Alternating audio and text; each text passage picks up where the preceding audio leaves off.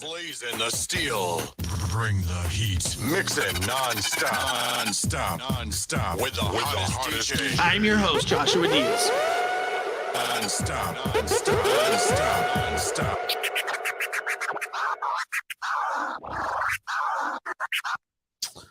What's going on? How is everybody this evening? Little late night stream. What's going on? Is everything okay? Everything is great. Everything is totally fine. How is everybody? I thought that I would just come on for a little bit just to talk and go, just have a little us time. I don't know what that means. Us time. Love from West Virginia. Lexi Last? Late is an understatement. Well, for me, let's see, what time is it where I'm at? It is only 11:30 where I'm at. I don't know what time it is where you're at. 2:30. Virginia Beach, what's up? Hey, if it's too late for you, please feel free. Go back to bed. I completely understand. Or put your headphones in, lay down, let the sound of the lab help you out. Maybe with a little sleep. We got Dubai. Dubai's in the house, 3:30 a.m. and I'm up. I love that. Missouri. Let's see here.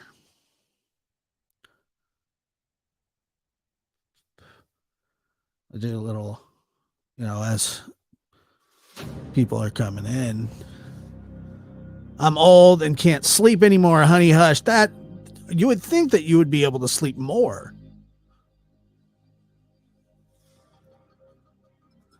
Sharon Blackwell says, I was looking for you. Here I am. Montreal in the house, 2:30. Welcome. Professor Diaz. Yep, that's me. Always up this late. Allison Berry says, I'm always up this late.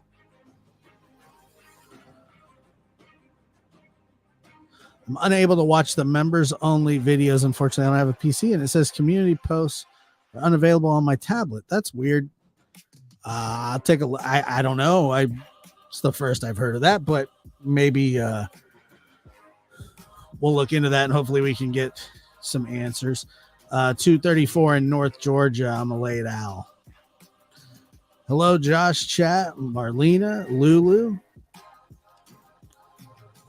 Jack, my man, Jack. I love Jack, man. He's just the best. Welcome, Jack. Welcome. Let me take a look here. Where are we? I know everybody's it is pretty impressive. Oh my God.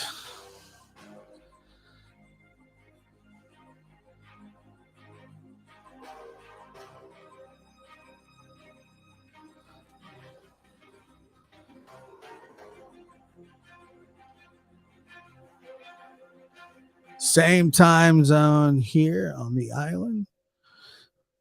L-Ring coming through with the stupidest thing ever. Up late tonight, eh? It's only 11:30. It's not that late. It's late everywhere. Well, I don't know. 11:30 is late, but it's not that late.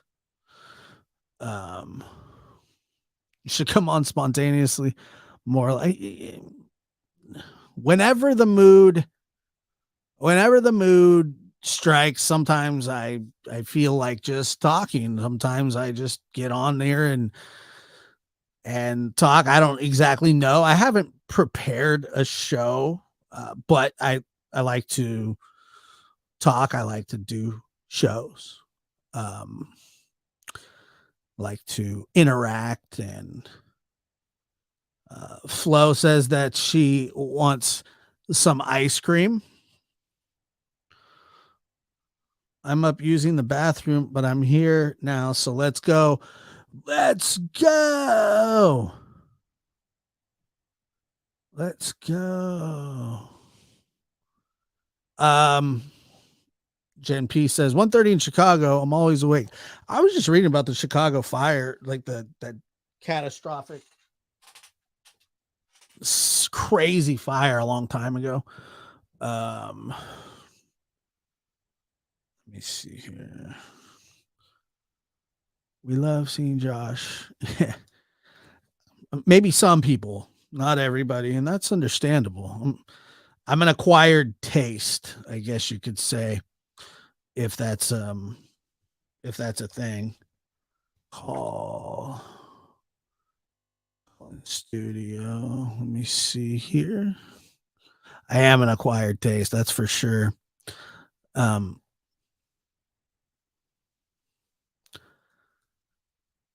You like to talk, we like to listen. Well, yeah, I mean, that's a good combination. I think that is a great combination. And you're right. You know what? Maybe I should do more just spontaneous late night streams. I like, I've always wondered how like a morning stream would do. And, not that long ago, it was a very local radio gig. It was like the morning drive or whatever. And, I don't know how many listeners listened to that show or whatever. It was just a very local station here. And if I didn't have anything else going on, I probably would have taken it, and it would have been cool, but it was like a 6 a.m. to 10 gig. And, if I don't know, I'm kind of like, if it was a bigger market, I think that would have been something that I would have considered. It just maybe felt like a step in the wrong direction, but I was flattered nonetheless. That is radio, though. That is radio. If you want to be successful in broadcasting, especially terrestrial radio, then that's where you start. Now the internet kind of allows you to do exactly whatever you want, whenever you want, if you have an ounce of talent or whatever it is that you think that you have. And so no, I mean, it's not rural. It's not a big market. It's not like San Francisco, LA, New York, Philly, things like that. And so, like I said, it just felt like it maybe was a step in the wrong, not necessarily a step in the wrong direction. It's just not really what I was wanting to do. And, but local radio, luckily now you don't necessarily need it, but I've always wanted to do something like that, like a morning show, like a morning talk show. And I've never done one before, like quite, like that, but they're a lot of work. And it's like you talk about people lacking in content now. I mean, content absolutely is king. Did I miss something here? What did I miss? Congratulations, LJ. And also, hold on one second. Thank you so much for that as well. I appreciate that very much, Connie. Uh, man, I thought this was William. What are the chances William shows up tonight? Is there any chance? William, are you out there, buddy? Are you out there, William? Anywhere? Hello, William. You didn't know William had a freak out on me, man. I mean, he just absolutely lost it. I disagreed with his assumption, and I mean, he just went ape on me, bud.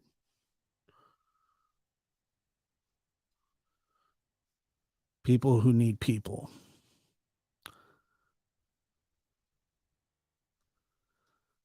Yeah, you know what, Patty? I don't know. I've seriously always wanted to, and I've thought about it. I just, I'm not sure. I'm not sure how to go about it. Whoever needed ice cream, head on over. I'm starting to feel like Pelosi over here with a freezer full of ice cream. Chalk it up to Denzel stuff. The only thing I could eat for a couple of weeks. That's funny that you say that. That was like $15 sherbet. Who's William? Could be watching the trash fire next door. The chat. That chat is full of room temperature IQs. I don't know. I really don't know what. I don't know which one that is.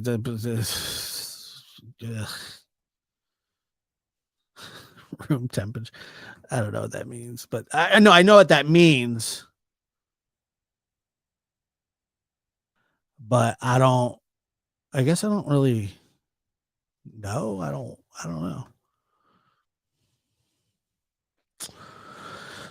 I'm really glad the Wild Donkeys kept me up tonight. Bonus late night show. Yeah, think of it as a bonus late night show. I did a show earlier. It was a members only show, and we discussed some stuff that I'm not going to discuss, openly not because I just don't, it's not like hidden information. It's just, I don't really want to, because I don't want to start a big problem. And it would be, I don't know if it would be a problem. It was just about, really talking about clickbait and certain people that are really throwing up titles that aren't necessarily part of the true crime community. Please don't say any names. But it's just, we talked about that stuff. It was interesting. And if you are interested, I'm sure at some point I'll release it. It's just very, very interesting stuff. Plant Love, hola, Joshua. What's going on? I love the bonus late night show. It's a bonus. There you go. Right. Well, next door to me is a kid. No, I didn't get a haircut. My hair is just back. Now I really want to know. It's nothing salacious. It isn't. I promise you. It's just, I just had some thoughts, and I found an article that I found extremely interesting about a country music singer who covers true crime. I don't know. Oh no. Okay, so I've only seen Ganja Farmer in this chat probably like 4 times, and every time it's been after 11 o'clock. What you doing, mon? You sleep all day, mon. Me plants grow at night, mon. I love it. Ganja Farmer in the house. I love it so much. I used to dig the true crime community. This one is about cost loss. Yeah. It's too early for me. That's kind of, I sounded like a pirate there. Hey guys, I'm awake. Val's Variety Venue. Triple V. Come on down. The lab. Initials RU. Yeah, something like that. Something like that. Only the cool kids go full vampire mode. It's not really it's not really vampire mode. It's not really vampire mode.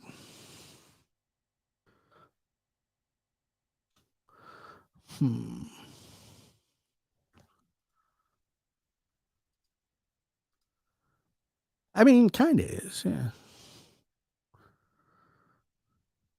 Ganja farmer everywhere on the West Coast.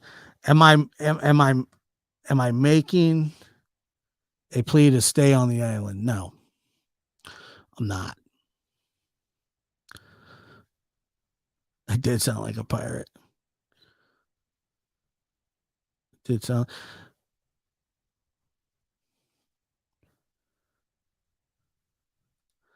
A morning talk show with Josh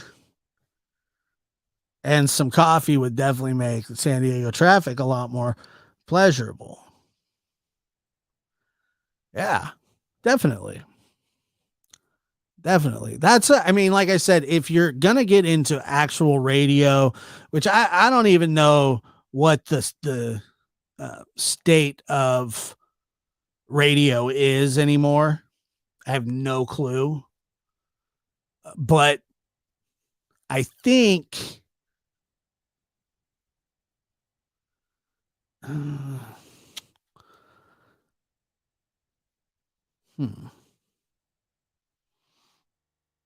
I think radio for the most part is pretty much died a long time ago. And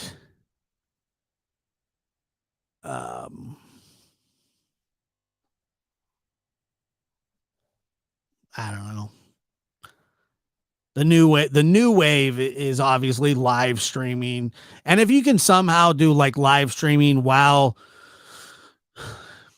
broadcasting to certain markets, you know, I mean, you can do a bit of terrestrial and a bit of streaming, you know, Twitch, YouTube, whatever. Then you would be able to do something like that. But yeah, radio is always kind of a dream of mine, but that was more so even like when I was younger. Radio was really the dream, you know, and I know, and people would always say like that was a weird dream, or that's a weird dream. Who wants to be a broadcaster? Who wants to be a this or that or this or that? And you know, I don't know where it came from. I just knew that I wanted to do something like that. But you know, it's even more complicated than it's even more complicated than that. This is great. I love this. 6 a.m. every day must stifle creativity. I agree. It must. It must.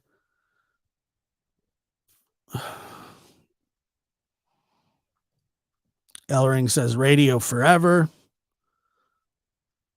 Yeah, radio is great.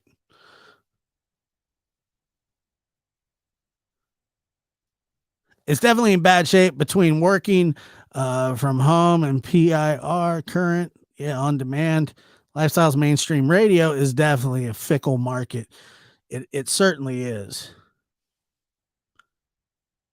It certainly is. Definitely a fickle market. That's a absolute fact. Let's see here.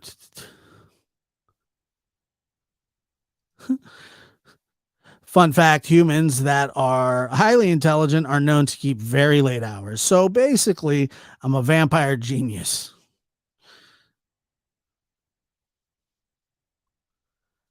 Connie says, ladies and gentlemen, wake the kids, phone the neighbors. It's bonus Josh. That's funny. That is funny.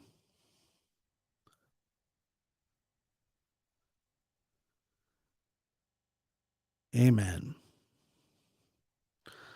Discipline is the key to success. I don't disagree with that at all. Healthcare is a fickle market too. Yeah, I think so. I think so. That's funny. It's hard to believe that when I was young. It's hard to believe that I was young. I couldn't live without radio. Now seldom listen to it, but I'm old now. Man, Patty, old is I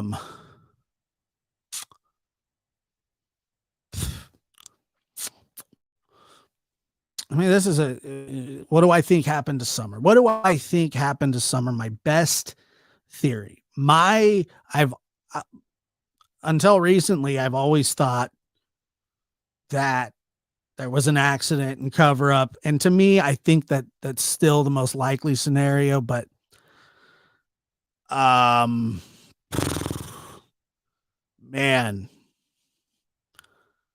it's like the more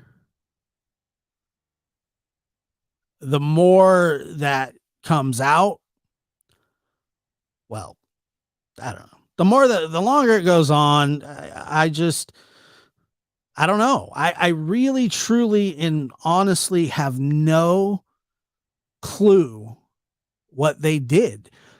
But I think that when I say they, the parents did something. I don't know if it was one or the other and the other found out after. I don't know. Yeah. I don't know.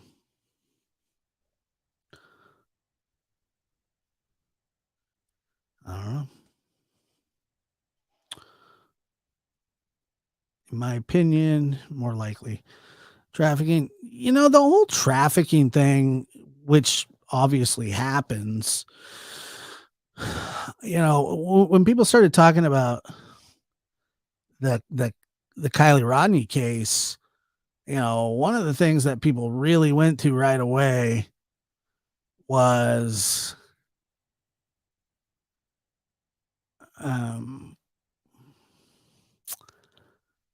human trafficking. They bring up human trafficking really fast. And I don't know.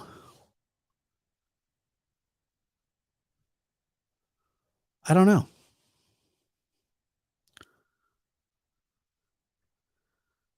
I think a lot of stuff gets blamed on human trafficking because it's like kind of in the shadows. Like we all know what human trafficking sort of consists of, but it's not something that we're very familiar with personally. We hear about it. It happens in the shadows. And it's very mysterious, which is always like, it's like one of those things, like, and trust me, I know that trafficking, but there's so many different kinds.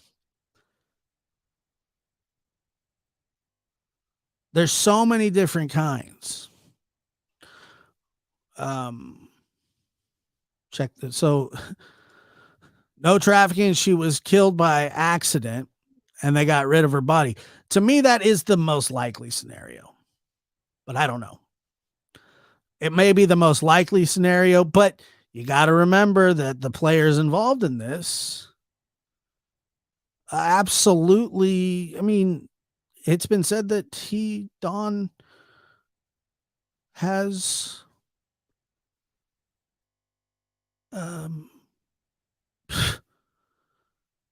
tried to sell his kid. I mean, I don't know, man. So many different things that could happen.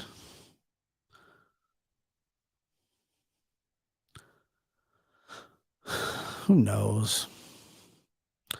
It is just like all I know is that let's see here. The true crime community always jumps to trafficking. I've been involved in distribution for years. Not a lot of 18-year-old. I've been involved in distribution for years. Not a lot of 18-year-olds know where to sell a 16-year-old or 5-year-olds. Yeah, I don't think so either. Come on now. New member. Thank you for joining. Yeah, don't forget to smash that like button. Appreciate that. It's always appreciated when you smash the like button.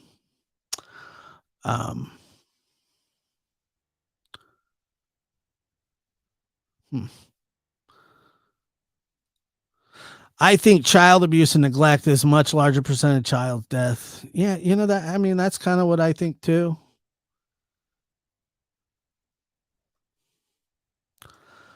Connie says, new member Connie says, I truly believe she's alive out here somewhere. I hope and pray she is. It would take a miracle, to be honest. It would take an absolute miracle. And it was, I don't know. I mean, that's the hope, but was it 14 months now? 14, almost 15 months. I don't know.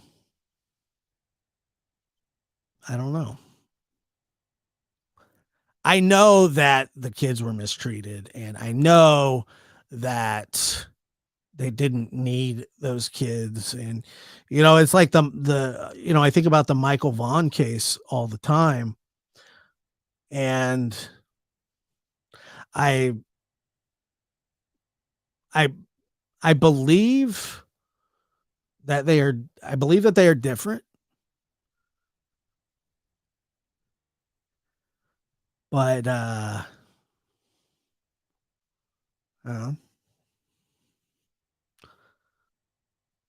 everything's got to play out. Everything's got to play out. I don't know. These cases, when you talk about the Cal City boys, Classic and Sincere, Orrin and Orson, whatever you prefer to call them. I prefer Classic and Sincere because that's the name that was given to them by their mother, who isn't sitting in jail awaiting trial for their murder. And that case gives me hope, because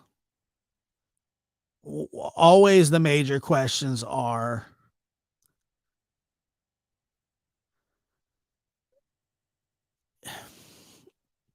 does law enforcement know more than they're saying? And I would think in most cases, I think that they would. How much more? I don't know. I know that the legal system, the court system, CPS systems, all those systems are slow. They're basically jammed. They've been jammed.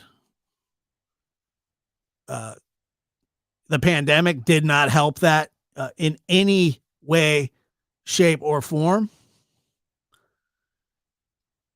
And I think a lot of the cases that we have been covering are being headed up by departments that have little to no experience with these kinds of cases, which you can't say anything, against them for that.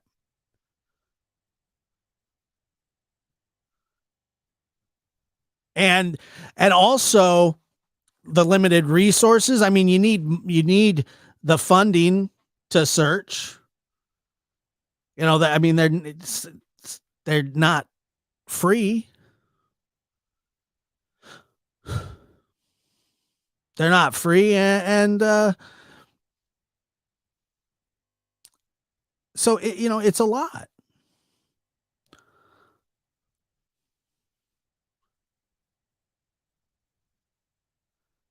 It's a lot.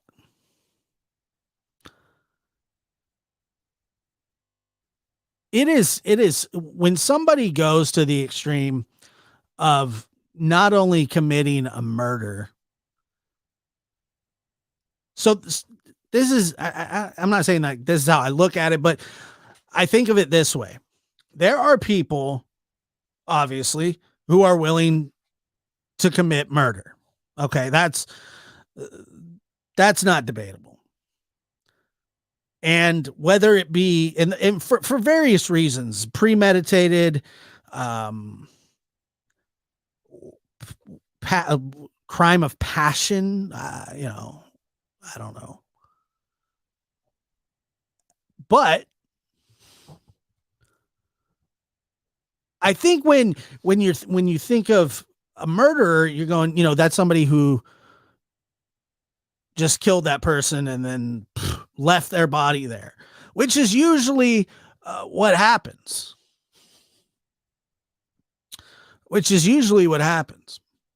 And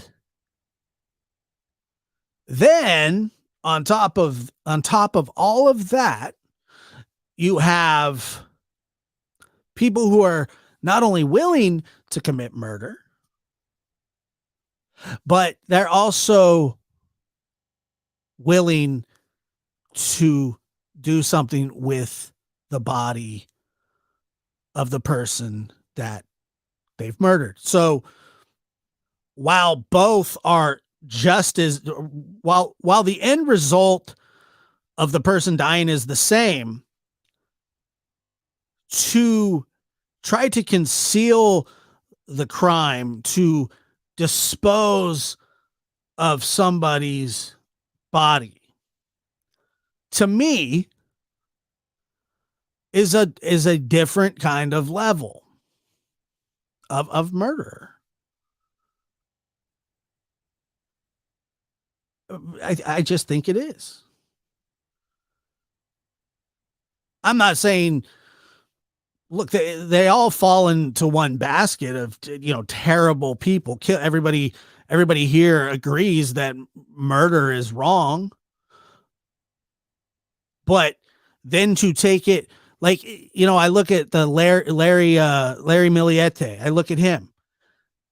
Guy is, that's like crazy extreme. The guy's going to spell casters to make sure that his wife's that his wife breaks down, like her bones, where she's in a wheelchair where she can't leave him, which is nuts. That's nuts in itself. It's not really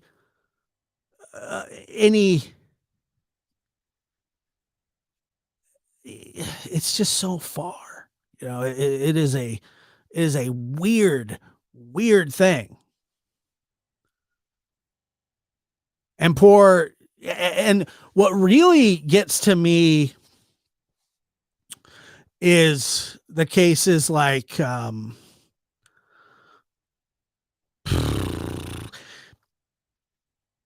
Larry's case, especially because I know that the grandparents who have custody or shared custody. I don't know if they have sole custody. Larry's family, they're never going to tell those children the truth.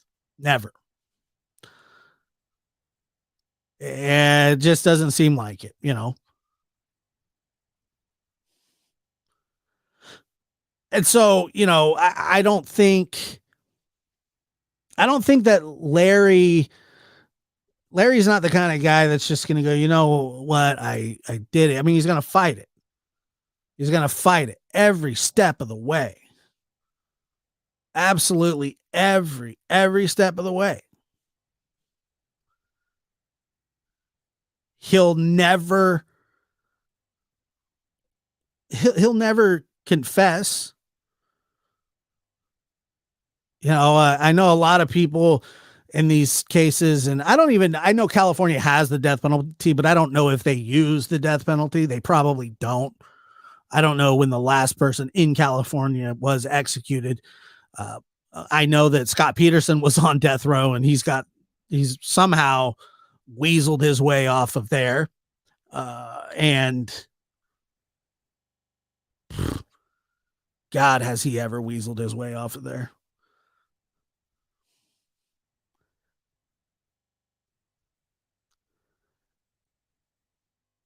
I had another very circumstantial case. But a lot of them, they say, you know what, if you just confess, take us to the body, you'll do life in prison without parole, but we won't give you the needle. And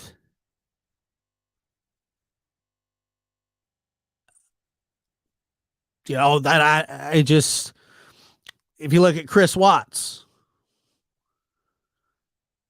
this man murdered his entire family within a matter of like, you know, an hour or two, or what, you know, didn't take him very long to, you know, we've all heard the confession, the heinous confession. And what this scumbag does, and I really truly hate the deals that are cut. And I know that the family was like, you know, let's just get this over with. The guy's like, I'll tell you everything. Just don't kill me. Just don't put me on death row. Do not sentence me to death. I'll tell you everything. And it's like, well, I don't know how much we need your help. I don't think that your help was really needed.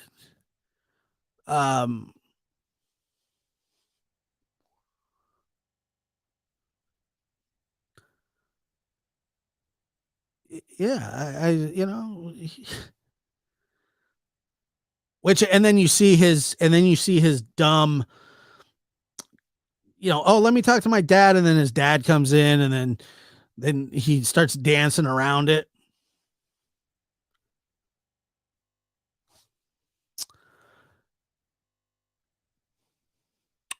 This is a great question right here. Death row takes forever to die there. Why are they so scared? Depending on what death or what state you're in, and that has put you on death row. You know, in the old West, they used to hang people for stealing a horse.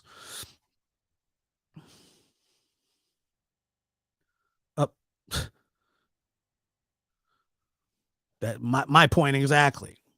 My point exactly. And you know, they used to really, yeah, I mean, you're right. But now it's like, okay, let's have him confess so we can study Chris Watts, so we can find out what makes this man tick. What do you mean what makes him tick? I mean, the man is simple. He was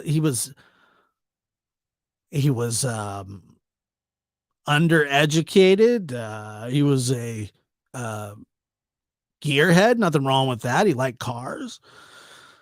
But, you know, He didn't like being told what to do, and he had great hate for his wife.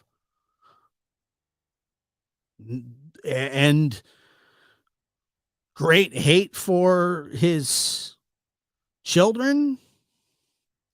He hated his life, and he wanted a new one. I mean, to me, and I know it's not. I know that it's not that simple, but it kind of is that simple.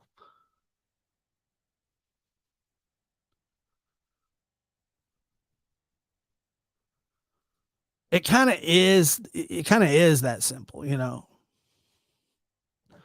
And he wanted out. He wanted out, and he was willing to do anything and everything to do that. And yes, he thought he was going to get away with it, which is like, I just like, it's like Dale Warner, the key, the ring. When Dale's like, oh, you know, she left her ring here. I mean, in what world does that really happen? Like, people leave their ring and then they're never seen again. They just disappear. Like, are there that many people that can just disappear? It's just weird, man. It's just weird.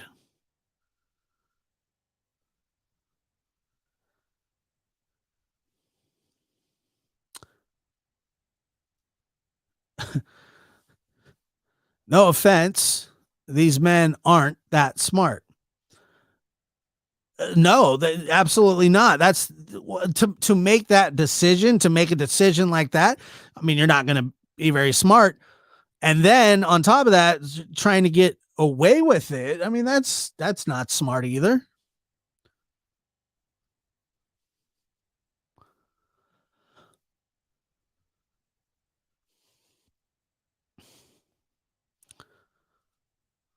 It was more than that, though, wasn't it? He could have buried them, but to put the babies in that oil tank was awful. I mean, he was he was legitimately trying his best to get away with it.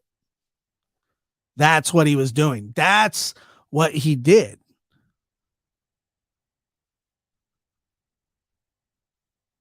That's what he did. You know, if you watched Forensic Files, the motivator a lot of the time is a cheating spouse and insurance money, or pure hatred. You know, it was easy to see once you look back on it that Chris Watts didn't like being bossed around and told what to do, even though he was so stupid. And when I say stupid, he was very stupid, and he needed to be whacked over the head with a sandal and told what to do and where to go, what to eat, because he obviously couldn't handle his life. And he didn't like that. He wanted to be in charge. But the problem with him is, look what happened when he tried to take charge of his life. I mean, look what happened. He needed to be set straight because he was an idiot.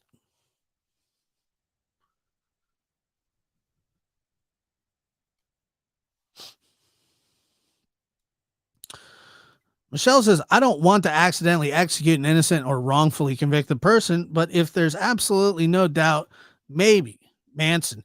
Well, some might say that Manson never killed anybody. He certainly says that.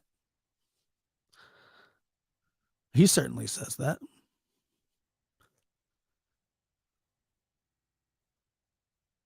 I mean, do we believe that? No, I don't. Yeah, with a flip flop. Yeah, just whack him on the head. I knew that somebody was going to say this. I knew that somebody was going to say this. And I said, there's some people that was, yeah. He definitely, yeah. Plausible deniability. Plausible deniability. I used to watch, these, his parole hearings. Like when he'd come up for parole, the guy literally never, and I mean never, ever, ever took it serious. It was like he didn't want to get out.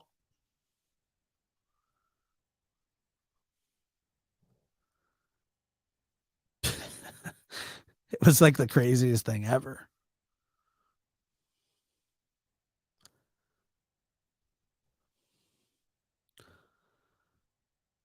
Has there been an update on Summer? No, there hasn't.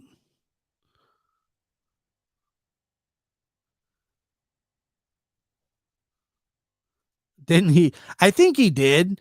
Yeah, I don't exactly like the guy is wacky.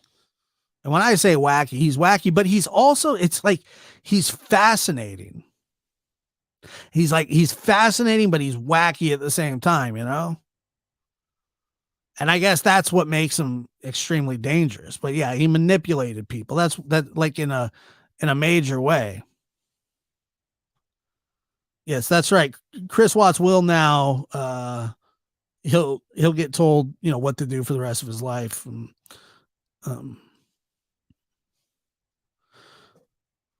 Jen P, I understand and respect what you're saying, but and if you think that money was the only thing that motivated his murders, I just don't agree with that. I'm sure it was part of it, but you know what kind of hate you have to have for somebody to wrap your hands around their neck until they stop breathing? That is something that most people cannot comprehend. You ever accidentally have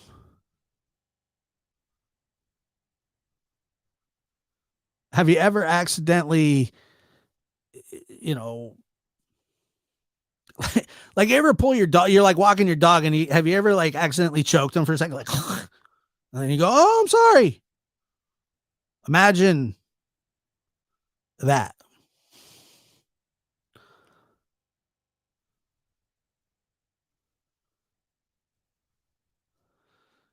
Kangaroo says, I've never seen proof of him taking a person's life. I understand the reasons he was tried and convicted. I'm just saying, I hate when people use him as the most evil of evil when Watts literally, and I'm guessing you were going to say literally, admitted and killed.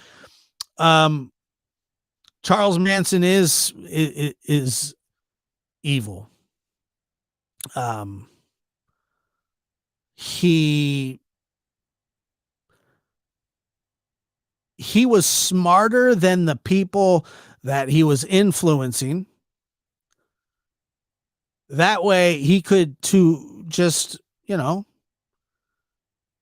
it's like the RICO Act. You don't have to be the one that pulls the trigger. I mean, he's responsible for the deaths of, many people. But yeah, I get what you're saying. I get what you're saying.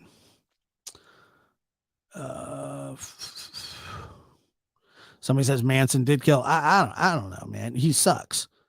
Manson's sick. Sucks. Get him out of here. How many people do we actually think end up on death row by mistake? That's a good question. I mean, obviously it happens.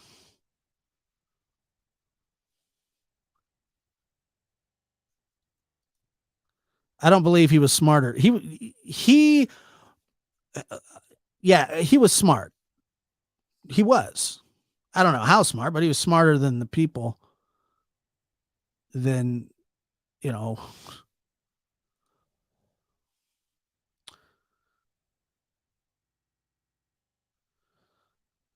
he was smarter than a lot of people. And thank you for becoming a member. I can't deny I've always had an issue with Manson myself. We got cats doing 10 to 20 for hands-on murder. Manson never left the couch and did 57 lifetimes. Manson ended up right where he belonged. He was so crazy. He was so crazy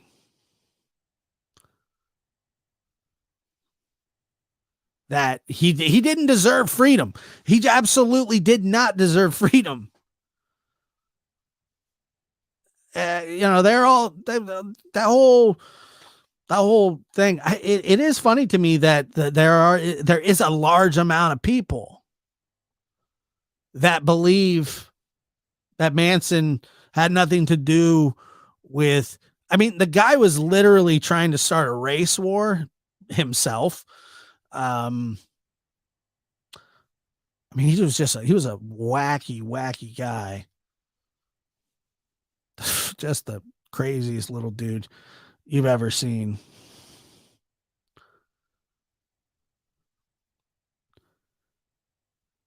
He's just the wackiest.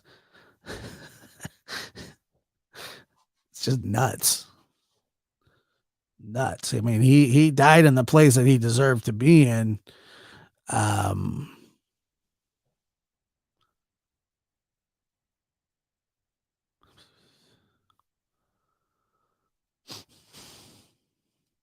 Yeah. Yeah. And then Manson, he was at like San Quentin for like most of his time too, which is like San Quentin is probably one of the worst prisons structurally. Like Don Wells hates hate that jail because it sucks. It is a really rough. That's like where everybody goes to prison, like in California for like the first 6 months. But yeah, it's a crap hole, which it should be. I mean, it's a prison. I like when prisoners complain about the conditions. My father was a guest at. My father was a guest at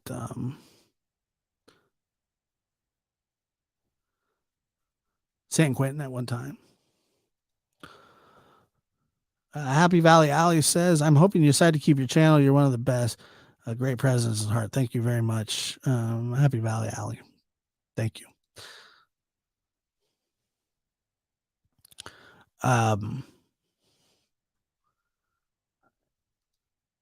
Dude, I'm telling you. So it's so weird. Like, they have softball teams, sweat lodges. They can watch football, baseball. It's really nuts what they can do, man. What they're allowed to do is mind-boggling. They can have MP3 players, TVs. I don't know if they can have video games or not. I've heard conflicting, but that would be something. Somebody asked earlier. I don't remember where it is.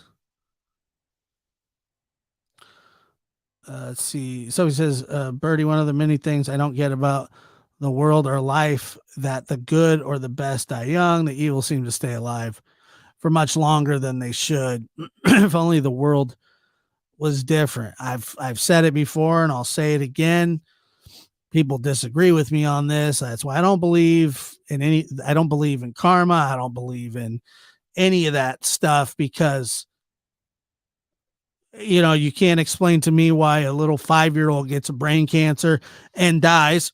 And then you have, people like Don Wells that will live to be 97 years old when they smoke and drank their entire life.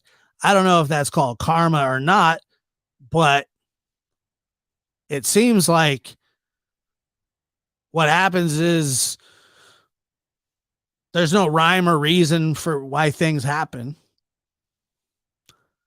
I think it's just kind of things just happen. I think that things just happen, and that's just the randomness of life. Some people are live a bit more charmed life than others.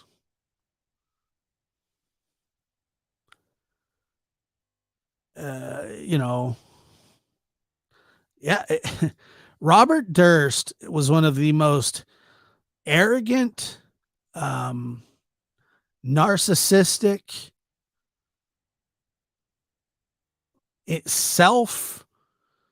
I mean, he was one of the most entitled people. And, in my opinion, he was a serial killer.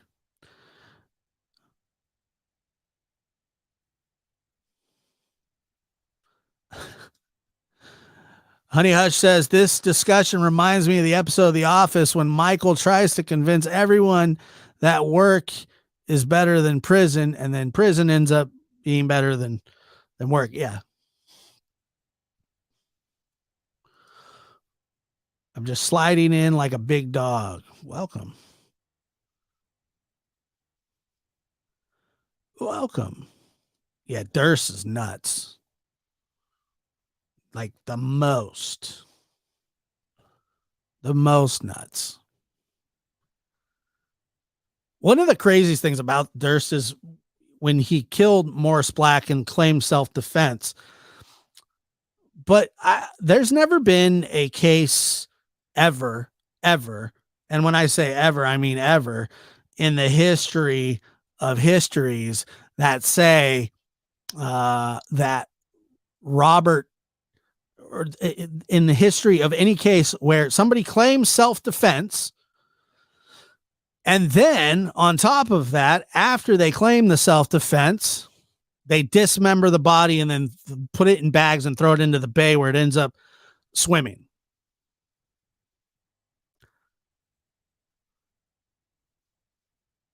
Crazy. Absolutely crazy. And then he was let off. This is what I don't understand either. The guy was literally acquitted. He was acquitted for the murder, but then he did time for the dismemberment and disposal of a body. Crazy. It's insanity.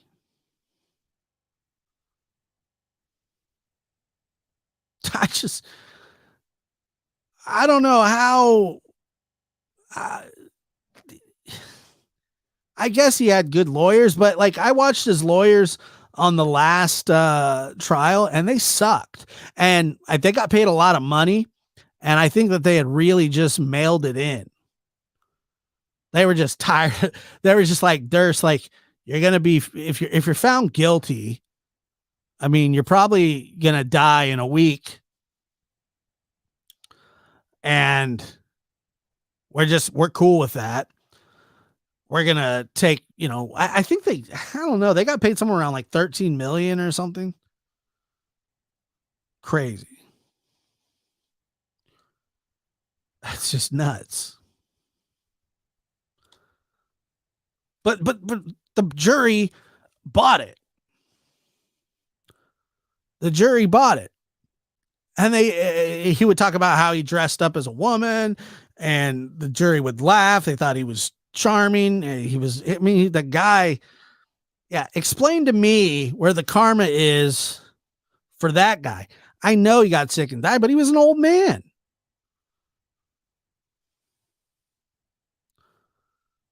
Yeah, Dick DeGuerin or something. He was supposed to be one of the best, but I mean, he was the prosecution absolutely destroyed Durst.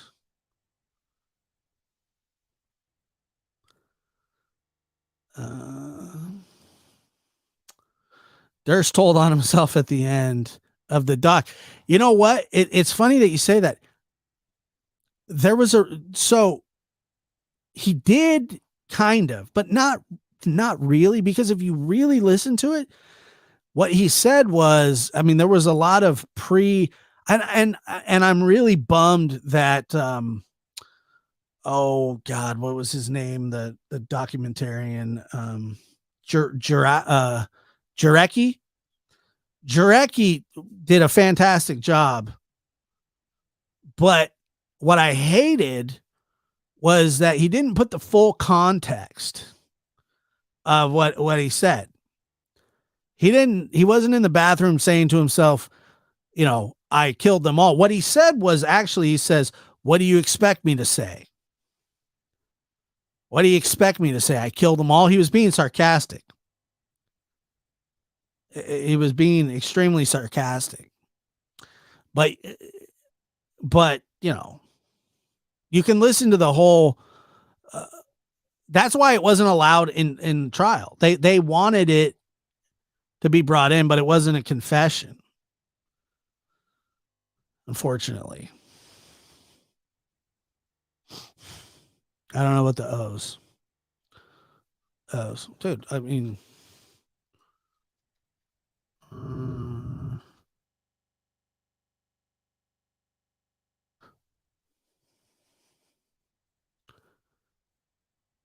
let's see here. I'll show it to you.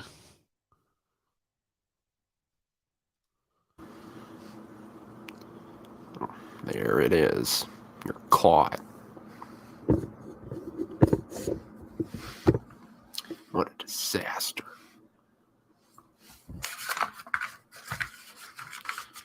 Oh, and the burping. I'm having difficulty with the question.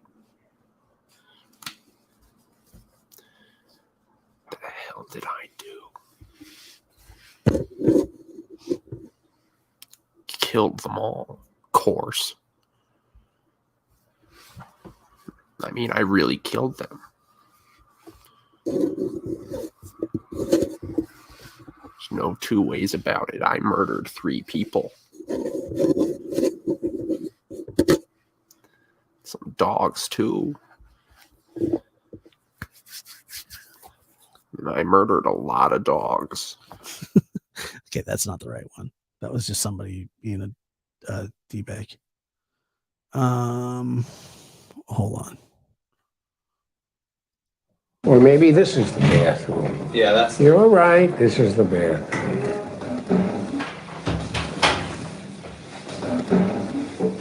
There it is. You're caught.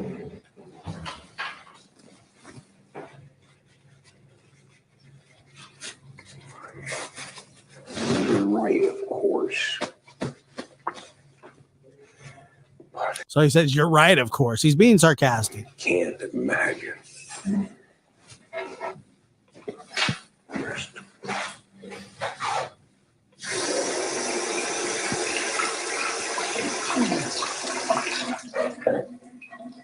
What's in the house?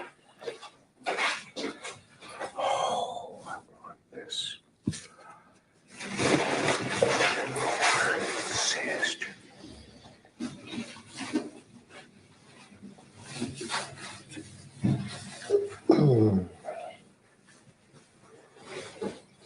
Right.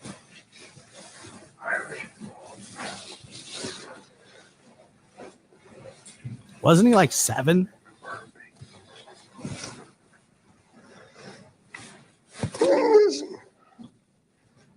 I'm having difficulty with the question.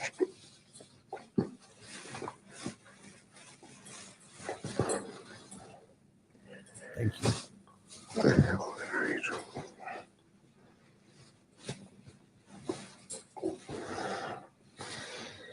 do? Kill them all.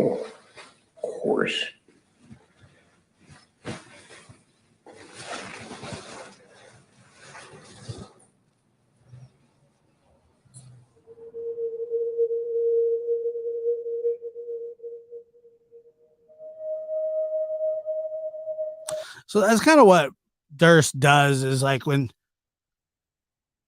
the first one was a spoof. But he's basically mocking Jarecki.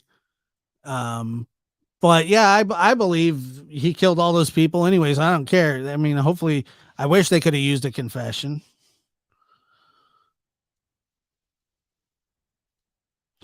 It's raining pandas. Go to bed, Josh. No thanks. It sounds like he's talking to the voices inside of his head. Yeah, it does. Yeah, it really does. He's a weird guy, man. I'm telling you, he used to live down the road from me.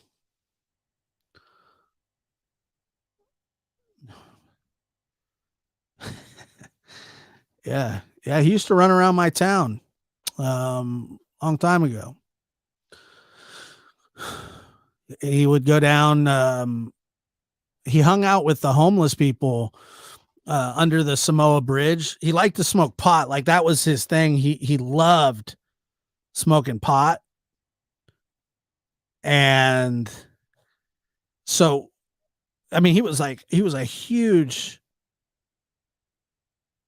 pot guy. Soldier Girl says, so sorry, man. I wasn't really his demographic of victim. I didn't know who Robert Durst was at the time, but who are you speaking about smoking? Robert Durst loved pot and would smoke with he hung out with homeless people. He hung out with homeless people. He used to hang out on 2nd Street. And he on more than one occasion purchased prostitutes.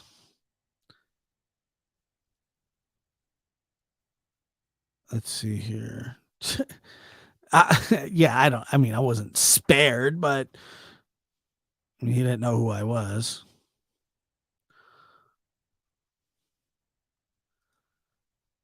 I fully believe that. So, if you look at Robert Durst, he goes all the way back to the 70s, where a young girl in the 70s went missing right outside his health food store. He was linked to that. Then another girl in San Francisco, and he's also linked to a girl that I'm doing the documentary about, Karen Mitchell. I believe that I have substantial proof that, or evidence that links the two to inside her house, inside his house in Trinidad. I have a possible, no, it's not even a possible. I have a eyewitness who will say that he believes that he saw Karen in his house at one time. So it's an interesting thing.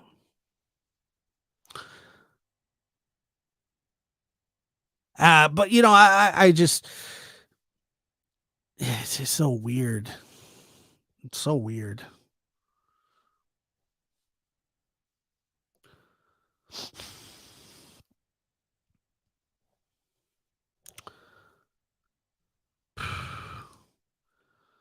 I mean, that's a great question. I'm still trying to track down one. I'm trying to track down one more guy, and then I will have all the interviews done and ready. And yeah, it's quite a process, unfortunately. I got into it thinking, oh yeah, this will be, I got into it thinking, this will be real easy. Simple stuff. It's more work than I could have ever imagined, but it'll be worth it. And like I said, that was the Karen Mitchell case is the very first quote unquote true crime case that I ever took interest in because it happened right around the corner from my house. Now let me show you this.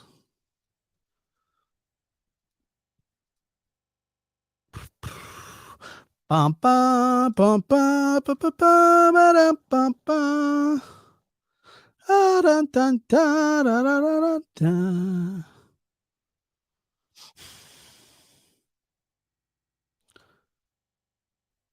Ew. Ew. Where are we at here?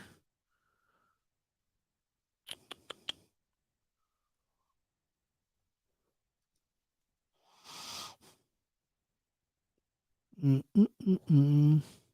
Yeah, Uncovered has a really cool see if I'll show them here.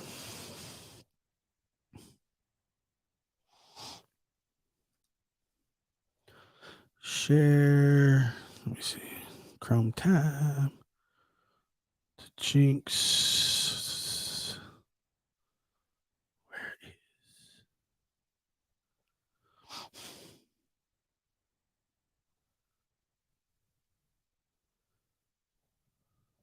I can't find it.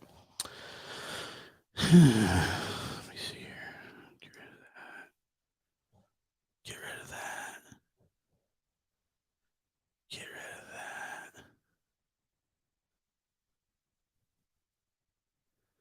Get rid of that. Get rid of that.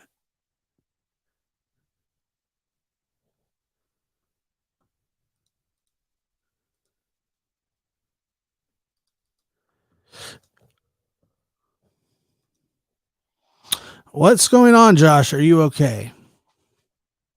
Yeah, great, actually. Doing fine. Yeah, way too many tabs open. Sucks.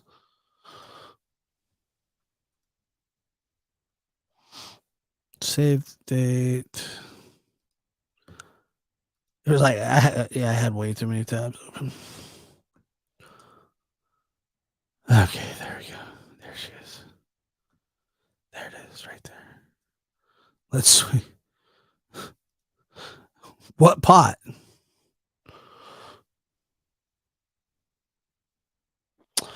So there. Did Robert Durst kill Karen Mitchell, or was she a victim of a serial killer? Part of the Humboldt Five. So the Humboldt Five is a group of 5 women that went missing from the county that I live in. Let's see. Karen belongs to an infamous group of women who went missing from the Emerald Triangle, which is true. They give a full timeline. Let's see here.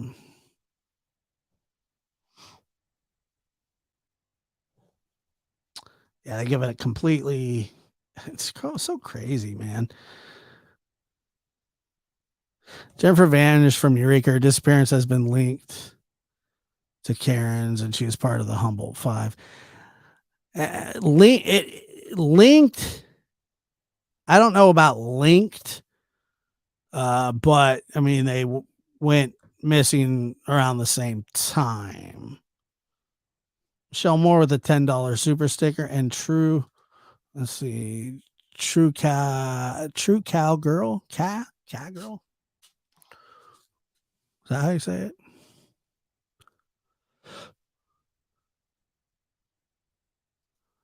Everybody's not. No, man. We're true criming it today.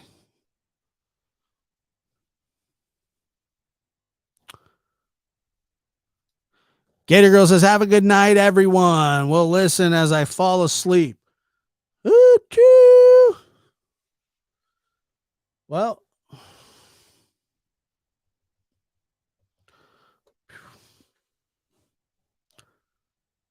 I haven't shot a flare gun in a while. Yeah, I don't know. I haven't looked into too much of the 5. However, I mean, there's some interesting similarities, mainly that they're all missing. By the way, Murder Mountain is like, was one of the most sensationalized pieces of crap ever.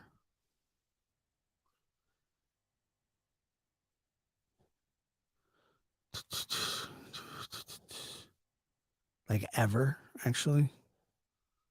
What?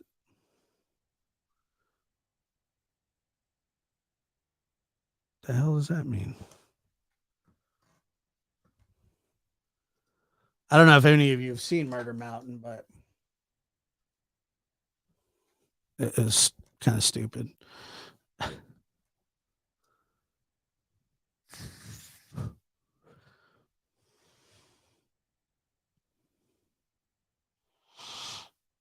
So more heading to bed. I'm happy I came across this.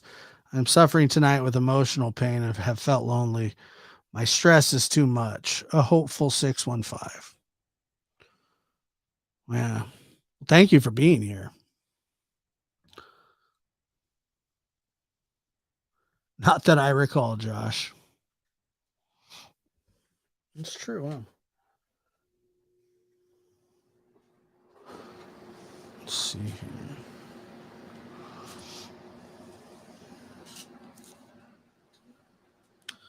My headphones suck. Not that I recall, Josh. I probably saw every horror movie years ago. Sounds familiar. Do you think the circus show on YouTube will start again when Dawn gets out of jail? Yes, Lex. I absolutely 100% think that the circus show, I mean, has the circus show ever ended? I don't think it's ever ended.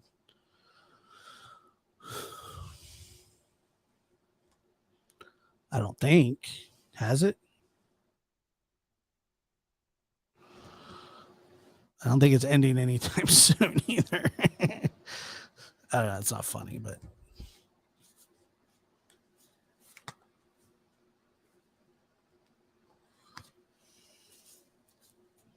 where is Otis? Well, he should be in bed, but I mean, he's in the house, probably not in bed, being a bad boy. Yeah, he's got a really, really bad habit of getting into stuff that I leave down. I'm going to blame him.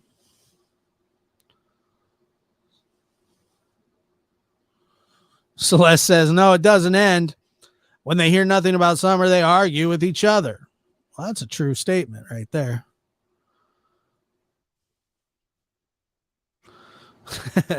Leah says, Don Wells probably memorized more Bible quotes. He can't wait to share. I know. The thing is, he never actually shares the Bible quotes. He just says like stupid stuff that he thinks are Bible quotes, but they're not actually Bible quotes. They're Don saying like, I don't know, dumb stuff. I've done my best. It's hard, that's real tough. Yeah, he's an idiot. That's because God understands our human brain. I still, to this day, I don't know what that means. It's a quote that sticks out in my mind. Because sometimes I'm like, well, Don must have meant something very, very, very, very profound by that. Because why would anybody say that? Why would anybody say this? That's because God understands our human brain. And the reason he says stuff like that is because he doesn't understand his own human brain. Tracy Wendover says, mixes up verses and tries to say they are true. Right. we've been needing a Dawn interview. We need another Dawn interview. Like, we need a hole in the head. That's a fact. He sucks. I just really can't even, like, there's no other way to describe the guy.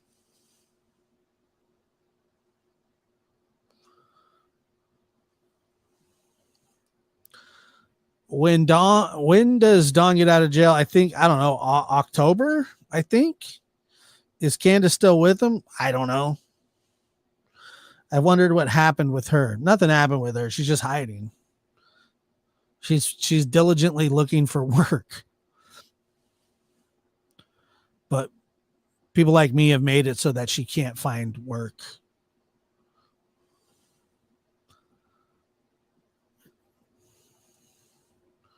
Kay's Candle. Ugh, I agree. I'm in Florence County. I have friends that used to run and ride in the hearse and drink with him before he was caught. What did I just read?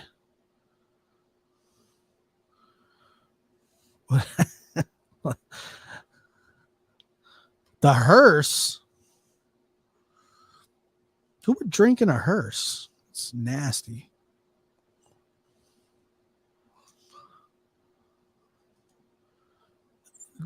Dawn uses dumb stuff. Like, he seriously, Nerdy Girl T420. They are more like Dawnism instead of Bible verses. He makes up his own. Can you imagine? Like, can you imagine sitting next to that guy? Just in no work in her metabolism. Candace doesn't have Summer anymore, so what good is she? None. I mean, what would be good is if she could just tell us what happened and where Summer is. That would be her contribution to the world. The Murdoch case, is that the case? The lawyer, very, very little,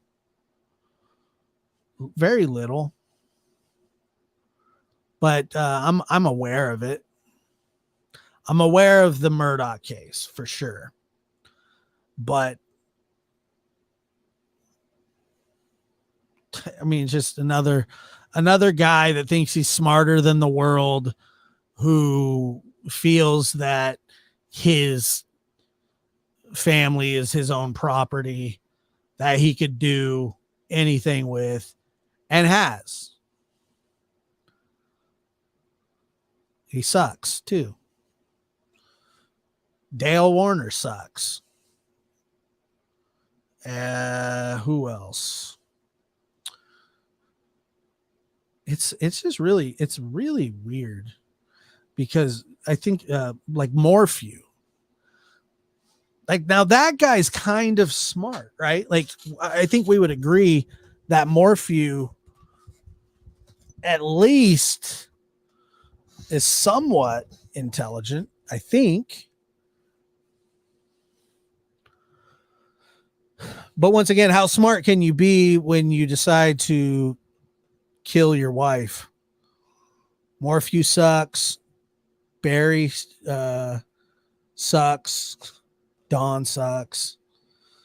They all suck. My dad sucks. OJ Simpson sucks.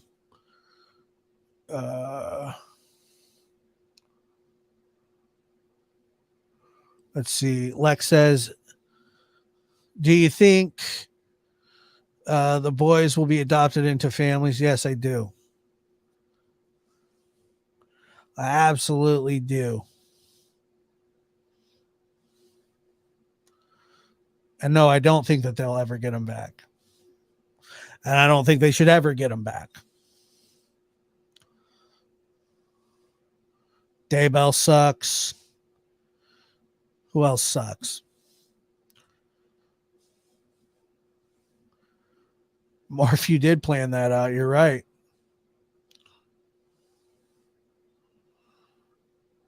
Right now, I don't know their living. I don't know exactly their living situation, but yeah, they're with good people. Josh, did your grandparents adopt you and your sister? I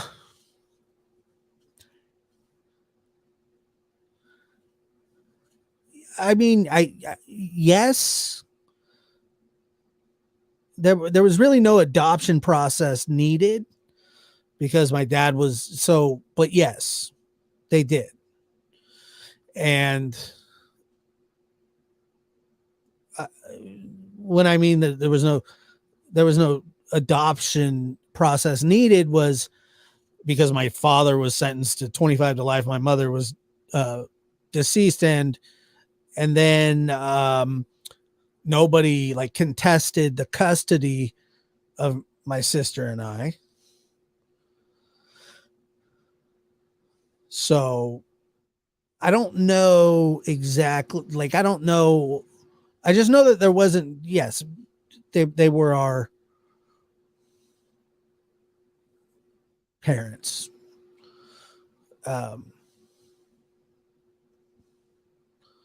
Josh, is your father still in prison? My father is still in prison. God, he's been in there close to 32 years. 32, something like that. You should see his parole hearings. They're almost worse than Manson's. It's crazy. It's absolutely nuts. 25 to life. And I've heard that in California, like, you know, when you get the 25 to life, like it seems like they keep them in there for the most part.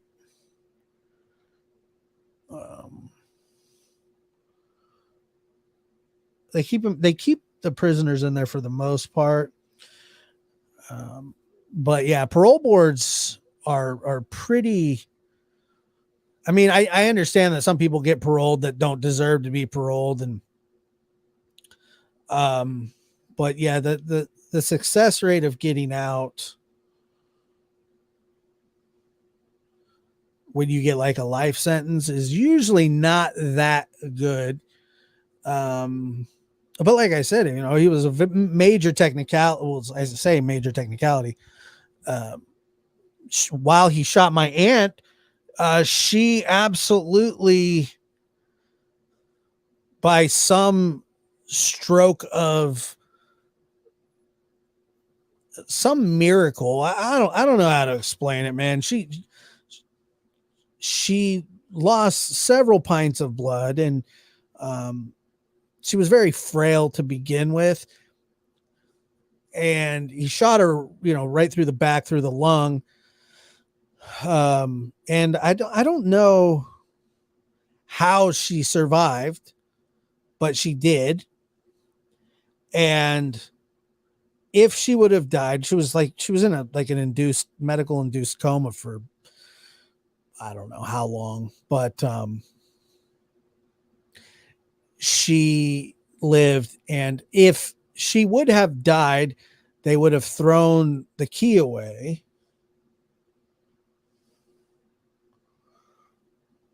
Should have thrown the key away, but you know, they didn't. And you know, they give them a chance to get out. The lab, there's never a reason to do what your father did. From your understanding of the situation, if any, what he did, if you don't mind me asking.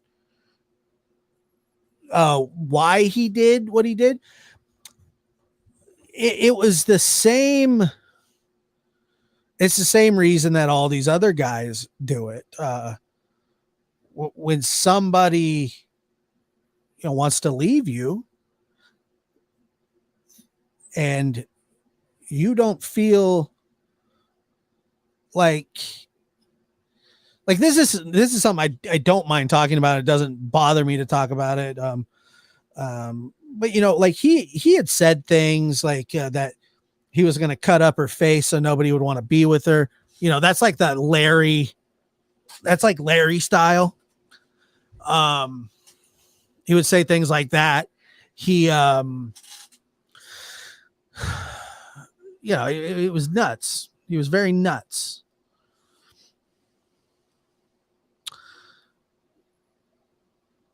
No, he wasn't. No, he was not mean all the time.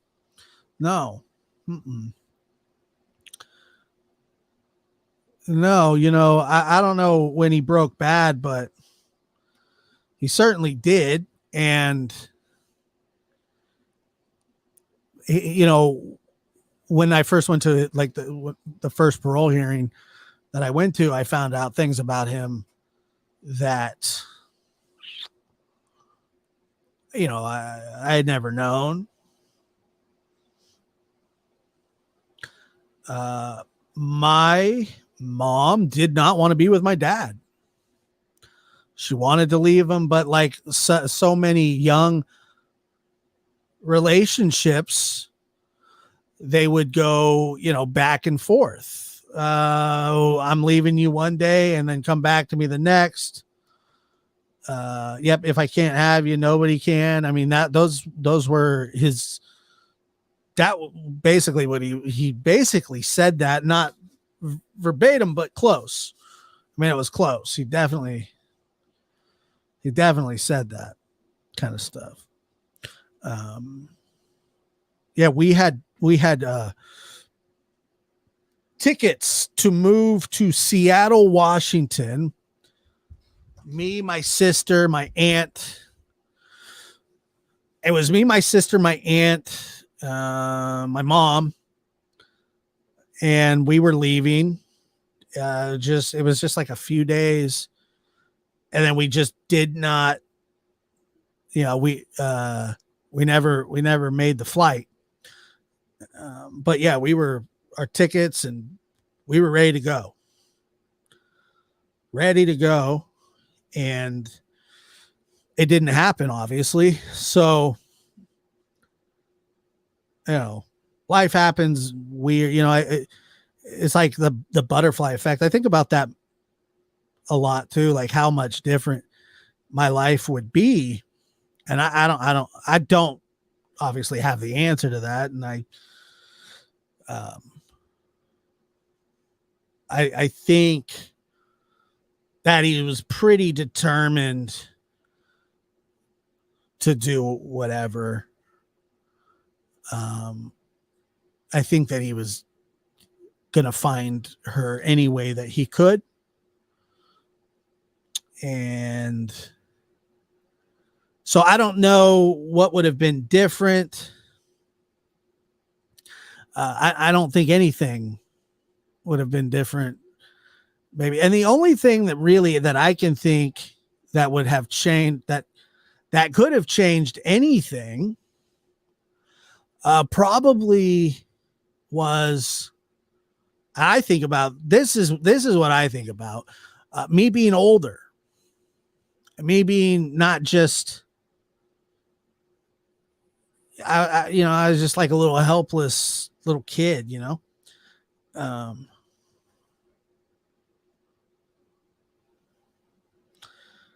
Let's see. My mother, when she passed away, was 23 years old. My dad was 25. He's now 60 something. I don't want to do the math right now. But yeah, she was 23 years old when she died, which is, you know, I'm 36.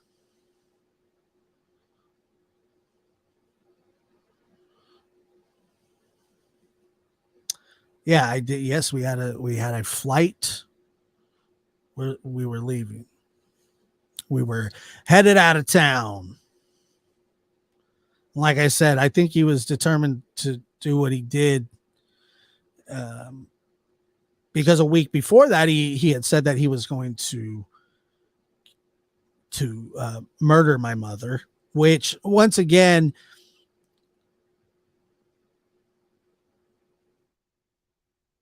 if she didn't die immediately, was her health compromised? My mother died instantly. And she was shot like about 4 times. Good morning. Good to see you. On the other hand, if you left, you wouldn't have your 2 wonderful boys. That's what I'm saying. Mimi, you're so right. I don't know. I have no clue. I mean, I'm decently, obviously happy, and I love my family, and obviously, you want your mom to be here and experience those things, and we were robbed of that, just straight up robbed of it. No, there's no question about it. My kids were robbed of their grandmother. I was robbed of my mother. My grandmother was robbed of her child, and on and on and on. I mean, the devastation from these things. But here's the thing, I think about this all the time, and I tell people this all the time. My story is not that unique. It happens a lot. I've met so many people.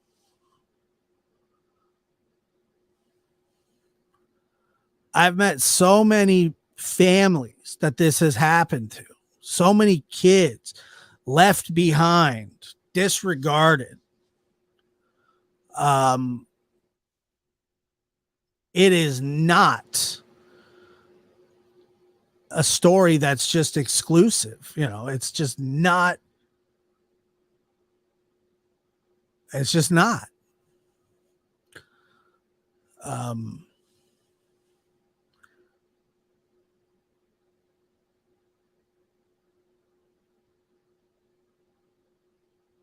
It never has, it's just,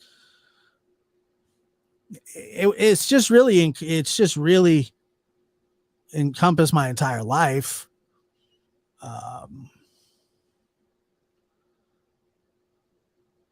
But one of the weird, this I'll share with you. This is really, really strange as well. When my grandmother on my dad's side passed away, I received his suitcase with his crap in it.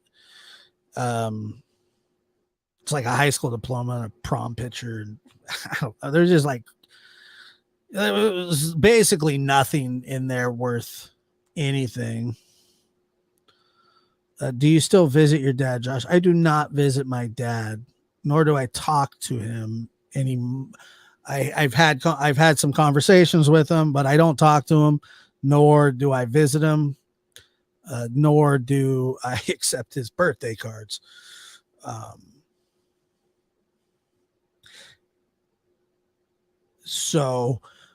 But when I was going through the stuff and I was packing it away, I found a box with like the original newspaper article on about what had happened, and this is like 1988,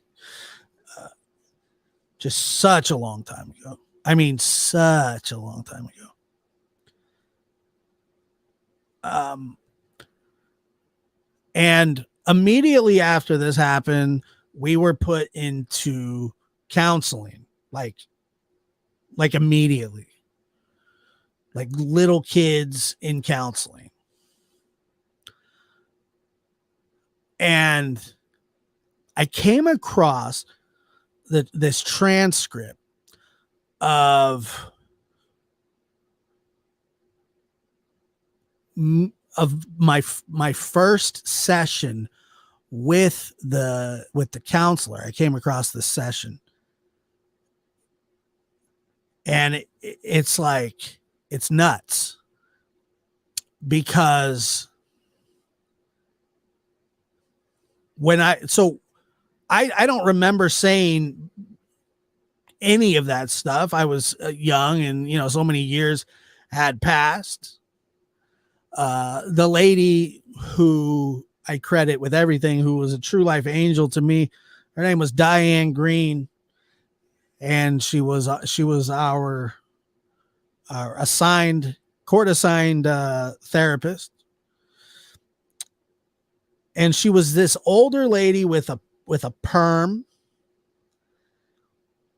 with big glasses, like the librarian glasses, and she had a raspy voice, like Marge on The Simpsons. Very raspy voice. And she had like pictures of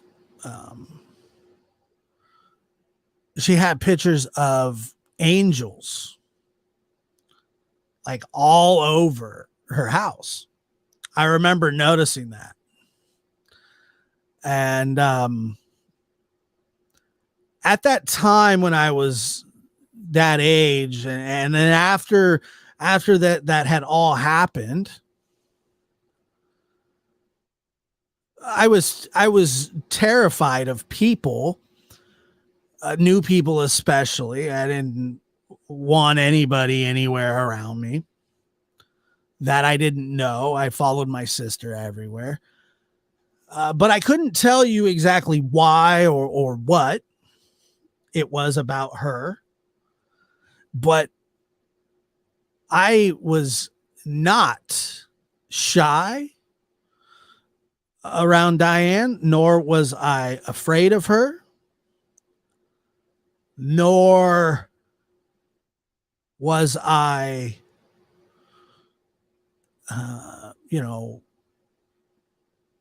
she made me comfortable. She made me, and my sister and my family for that matter.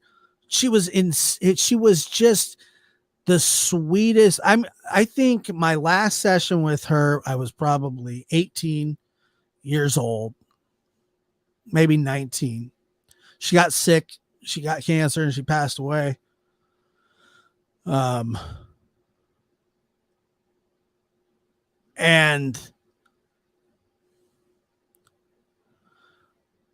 she got cancer. She passed away. And I'll tell you that when I went to her funeral, she had left me. Her daughter gave it to me. It was a knickknack, an angel knickknack that I still have. And I was heartbroken, when she died. Absolutely heartbroken. And I remember she told me, and I never believed her because she was just like, she was just so positive, like all the time. And just so, but anyway, I read this transcript, and this wasn't that long ago. I remember I was sitting on the couch, sitting next to my grandma, and I was reading the transcript of the counseling session. And the only way that I've ever been able to describe this is it was like an out of body experience. It was like I was sitting at that table again. I could see little Josh and little Suzanne and Diane and I that house I'll never forget. Vividly know just everything about it.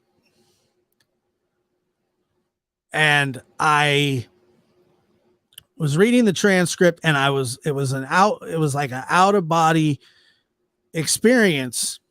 And it was like, you guys know what it's like I'm sure you do, like a hologram. It felt like there was a hologram right in front of my face as I was reading this thing. And I'm watching this little kid. Like, I'm not, it's weird. I wasn't the little kid. Like, it wasn't me. It was me watching the little kid. Like, I get it that it was me, but like we were two different people. Like, that's how I feel. That's how I feel.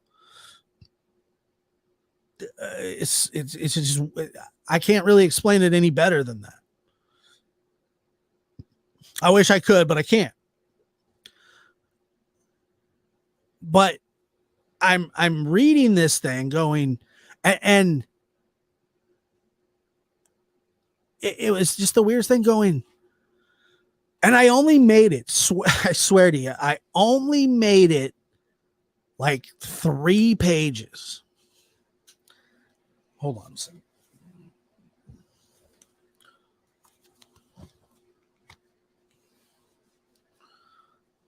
I only made it 3 pages, and I was like,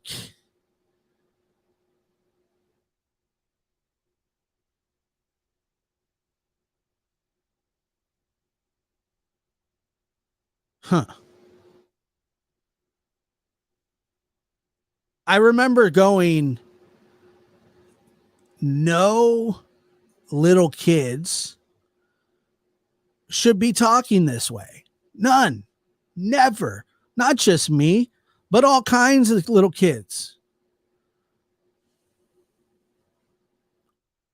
And, you can think whatever of me, whatever or whatever, I know that little kids shouldn't be talking about the kind of stuff that we had to talk about. And it was odd and it was surreal. And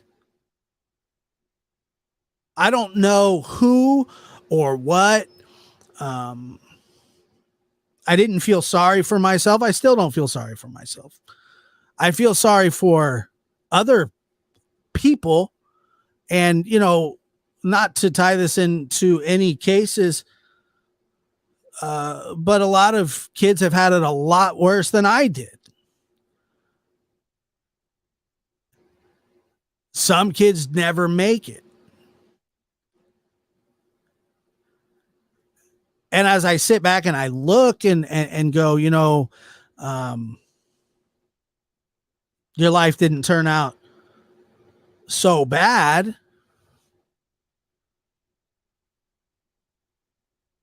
But my mother's did.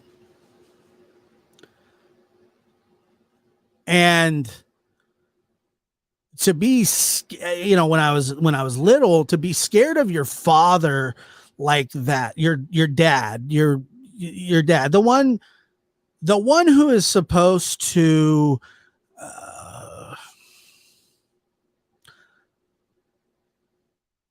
protect you and comfort you. And I know fathers do a lot of horrible things to their kids. You look at Don Wells and what he has done to children.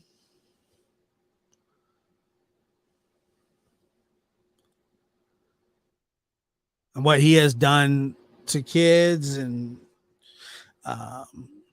fathers can do horrible, horrible things.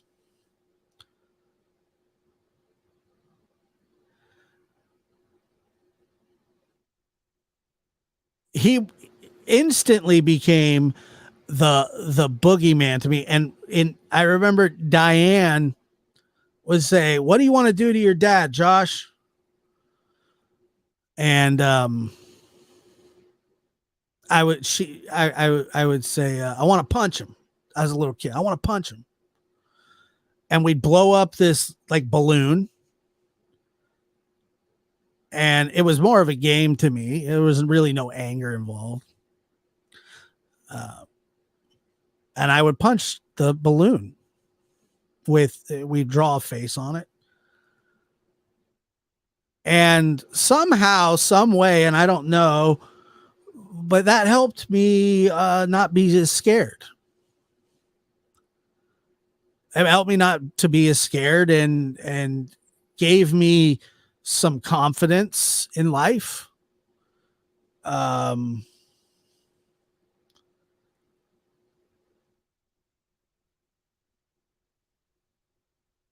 don't know how Diane, as the great McDonough would say, it's not her first rodeo. That's a fact. But she always knew what to do to make me feel better. Always. She always knew what to do. And I would always look forward. I mean, you would think about what kid looks forward to go to counseling. I used to look forward to it. We get to go see Diane.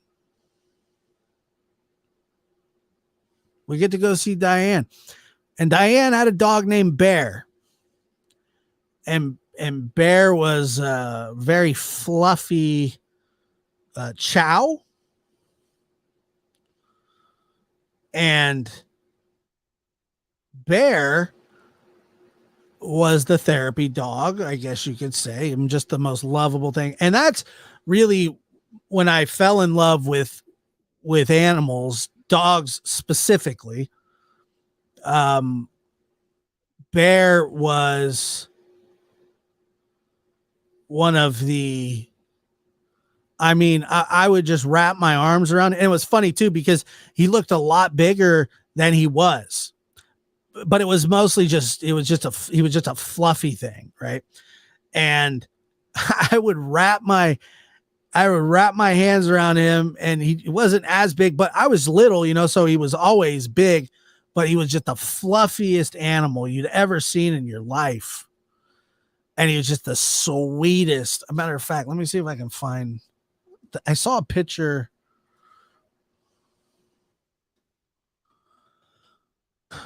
Yeah, this is identical. Like the cutest dog ever. Don't tell Otis about this. None of you. If anybody tells Otis about it, there's no more late night streams. Because he was Otis.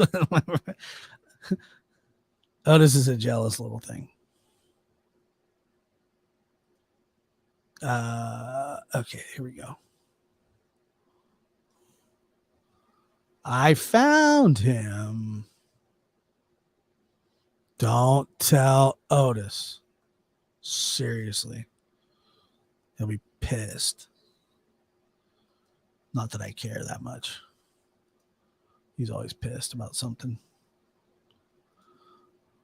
There he is. That was Bear. Well, that's not Bear, but that's exactly what Bear looked like. And whenever I'd see him at Diane's house, I would just go and wrap my hands around him. And he was just like the sweetest animal, man. The sweetest animal. And I fell in love with dogs right then and there. It was just the sweetest little thing. It was, and that's the look that he had on his face all the time. And it's funny because Diane would start so obviously, she was a therapist, and she would start another session, and I would want to stay. So she would let me, she worked out of her house, and she had an office where everything was. And then they go, you go in the office, and then after I'd go play with Bear. But like sometimes I would want to stay and play, and she would let me stay until my grandparents were like, look, dude, we got to go. You can't stay here forever. But I'd stay there for like half hour, 45 minutes, as long as I could. I would try to stay as long as I could and play with Bear. And she never, ever, ever had a problem with me doing that. Never. She knew how much I loved that dog. She knew how much he meant to me. And would just let me play with him as this little boy. When our session was over. But Diane used to tell me all the time that she didn't look at me or my sister as quote unquote clients or patients. She looked at us as family. She would even hold like meetings, not meetings, but counseling with my family, my grandma and grandpa and aunts, and every single person in my family knows Diane Green and was involved with Diane at one time or another.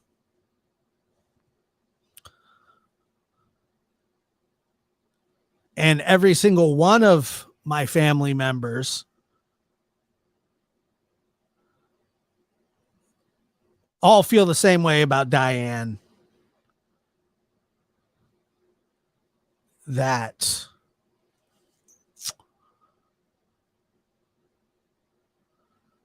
the same way that I do.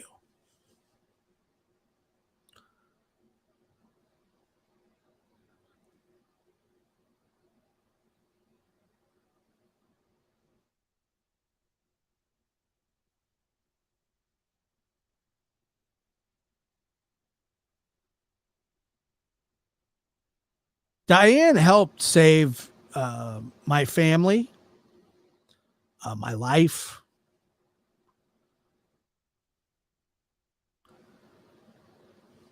I don't know that I've ever met a person that has had the impact on my life as my court-appointed child therapist. She was a part of a program called Victim Witness. And I really don't know. I really don't know if I would have any of the understanding that I have had it not been for Diane. I used to call her Miss Diane, and she said, no, knock that off. I'm not old. You're not going to call me Miss. I just thought that was the polite thing to do. Miss Diane, Miss Diane. Oh, Joshua, stop it. That's what she did. Oh, stop it, Joshua. You don't call me Miss. I'm not that old. That's what she would say to me every time. Miss Diane, can I have some? And it's just like, I want like a cookie, you know, and Miss Diane. Oh, Joshua. She'd always say that. Yeah, I say that. And then the more, you know, look, we got close, you know, we got close. Sometimes I go over there, I'd be in a bad mood. And she's like, I see you're in a bad mood. So, yep. What do we got to do to get you out of that? I don't know.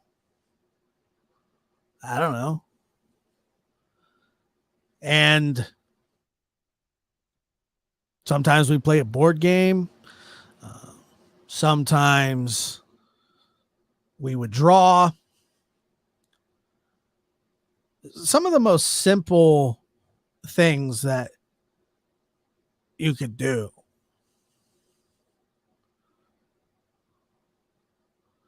Some of the most simple things that you could do, she did, and they always seemed to work.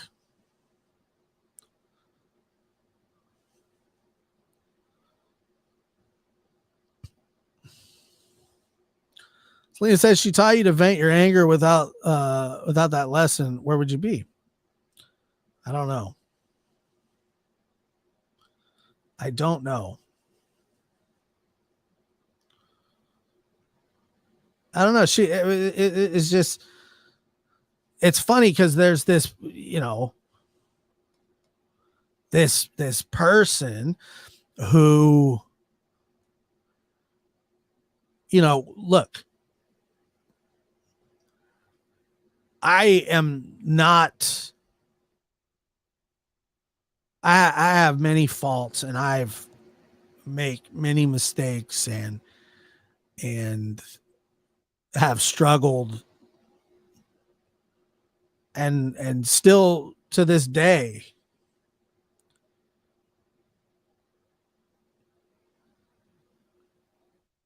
but like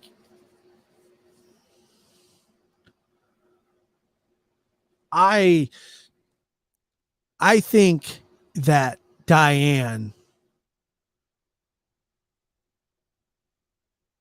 I don't know how many people that she has helped, but I know that it was a lot. But for some reason, and I couldn't tell you if this was true or not, but I felt like her and I and my sister, that like I felt like we were her only not projects, but people that saw her. I truly felt like that. Like I didn't feel like that was her job. And she would always say, Josh, you're gonna, what do you say? Josh, you're gonna do something great. I guarantee it. She goes, I would put everything on it. And I'd always go, I don't know what you're talking about, Diane. You're gonna do great things.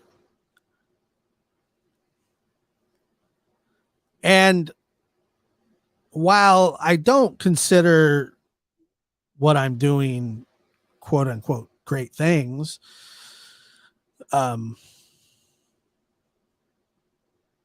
it's not me. It's the thought. It's the idea. It's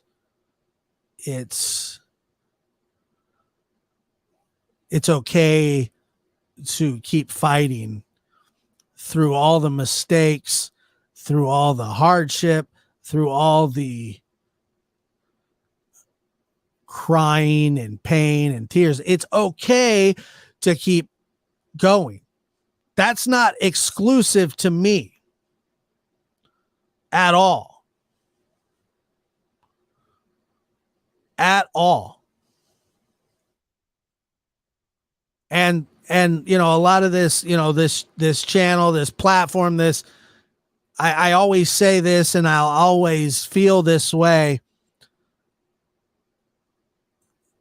I'm not the biggest channel on YouTube, and I don't care to be the biggest channel on YouTube. I'm not the best creator on YouTube. I don't think I am, and I don't want to be looked at that way. Not that anybody really does, but this channel, this platform is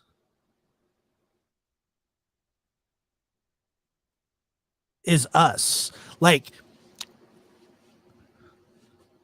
I've said it before, I'll say it again. I'm not unique. My story is not unique. But I'll tell you what is unique. The people that were in my life. the people that were in my life were unique. Diane Green was unique. My grandma, tough as nails, unique. My sister, unique. I was surrounded by people who were special. And I still am.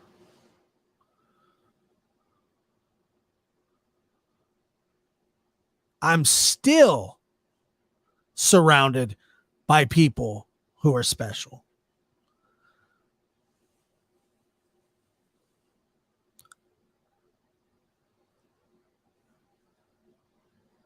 And when I'm doing, when I would, I don't know, man. Like when I would just do stupid stuff or, act up or, and I didn't.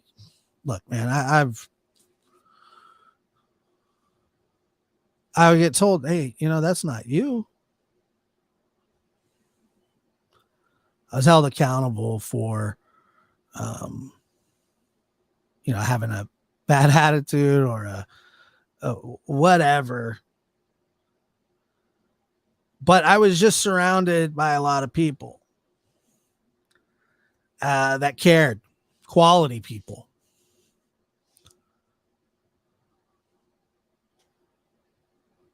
Very quality people.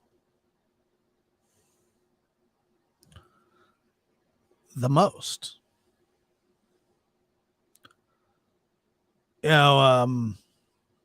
Another person that made an extreme impact on my life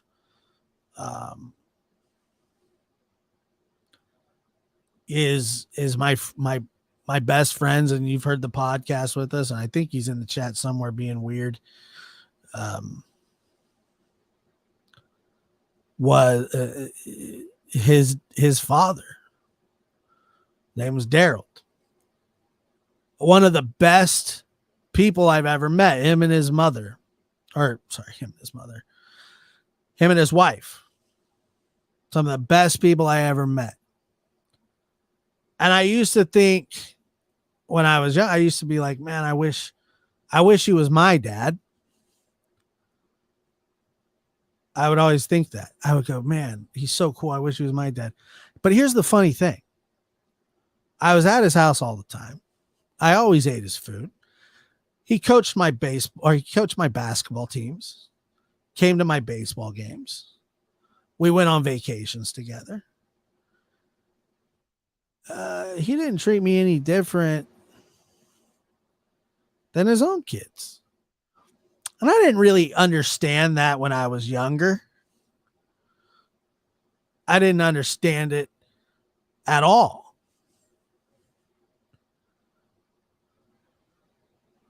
But, I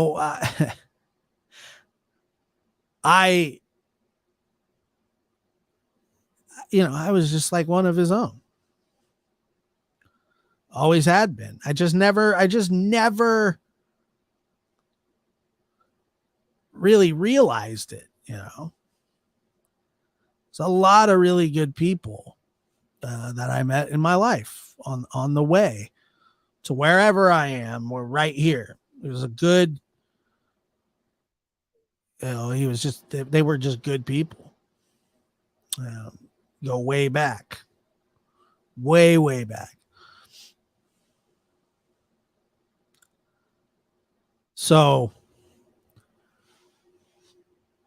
like I said, it's really a testament to the people in my life.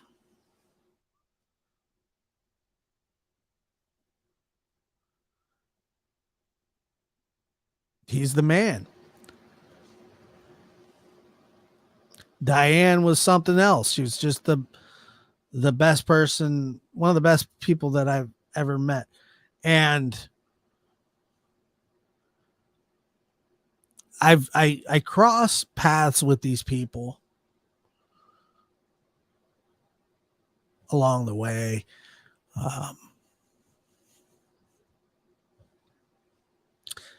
And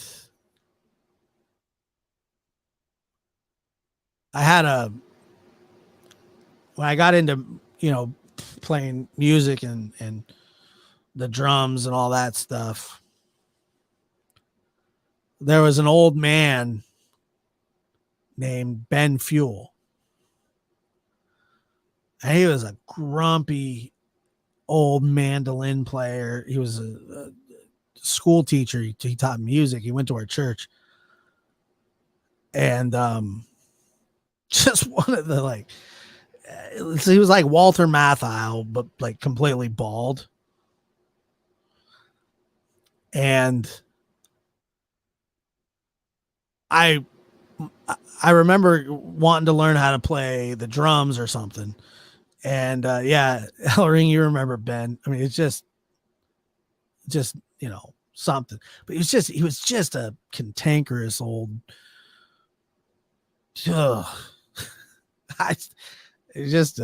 but super talented. And I told him one day I want to play the drums. And then he says, well, can you keep rhythm? And I said, I don't know. And he goes, well, try this. And then he took his hand and he go 1, 2, 3. And then, so he go 1, 2, 3, 4, 1, 2, 3, 4. And he says, do that for a week and then come talk to me.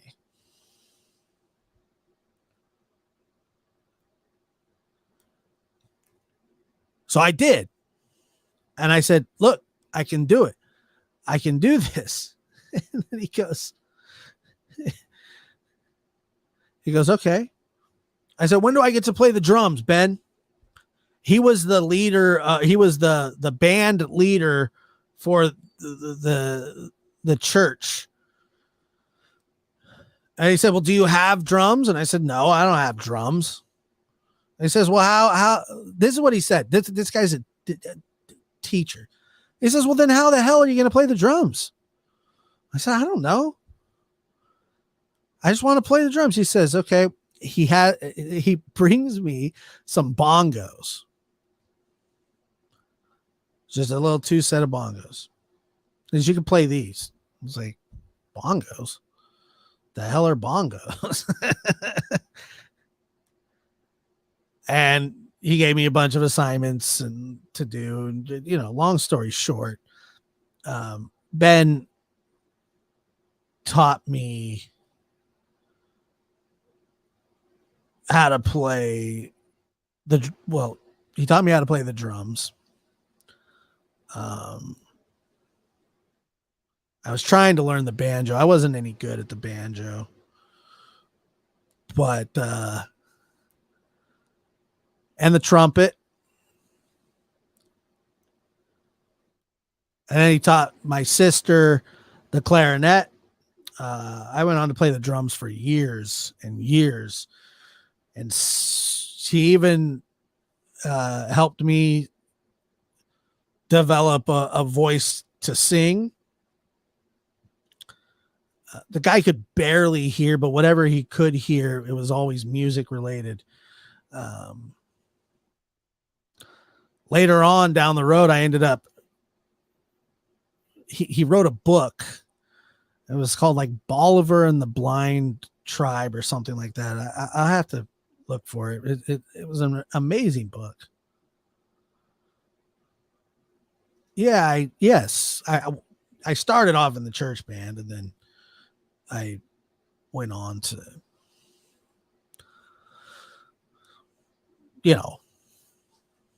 I loved music, and anyway, that's really besides the point. But he hired me to type his book for him, which then got published. So he spent a lot of time together. And at one point, like more than, and that time was invaluable. Ben was an invaluable human. He's a very, very invaluable. Maybe he says, "Wow, Josh, so much talent."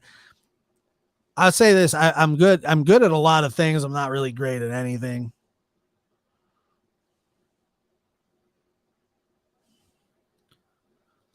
Well, yeah. I mean, he had written the book, and I just typed it, for him on a computer. That's all I did. I didn't write his book. But yeah, he was awesome, man. He was awesome. Another thing about Ben that I didn't know, Ben was married. I had no clue. His wife, I knew Ben for years. His wife lived across town in another house that she had bought.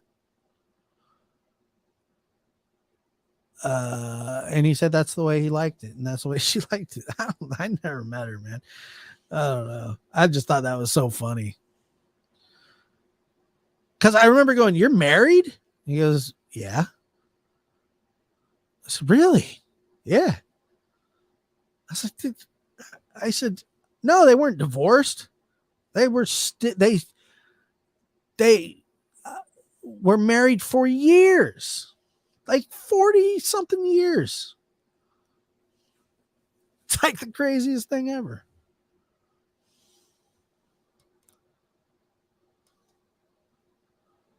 It was the funniest thing ever. Oh, he was like when he was so happily married. He was so happily married that it took me like 12 years to find out that he was married. Yeah, they just lived apart. I mean, yeah, I don't know, man. I don't know. Maybe. I mean, he wasn't like super grumpy. He was a good man. He was old. Just lived apart. Selena says, "Oh, that sounds great. Different houses. I want that." That's the kind of relationship I want. My therapist and wife live in different house, but they go on holidays together. Well, good for them. Did you get kicked? Yeah, he paid. Yeah, it was a job. I mean, yes, absolutely. And I think I traded there was some, like, he paid me, but I also like got music lessons too. That was kind of payment as well. Like that to me was like huge.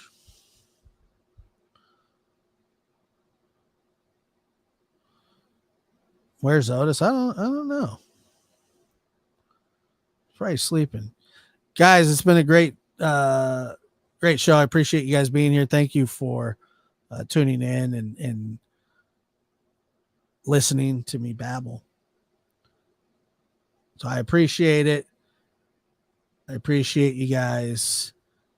Thank you for the super stickers and chats and the memberships. Linda, thank you for gifting 5 memberships and the 3 new members that joined.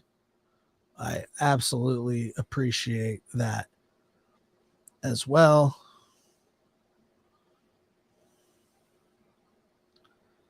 Let